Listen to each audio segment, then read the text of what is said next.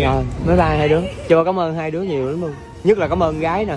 Với cảm ơn hai phần quà của dì Bo với bà Nhi. Mà có gì cho lên là cho Bo alo cho mấy đứa ha. Ok cưng.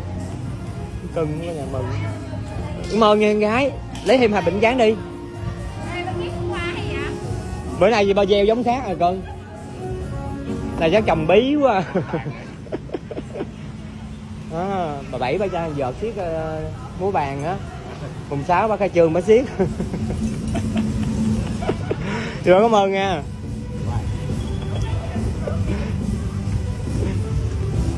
Phan má, bà lấy chưa? Ê.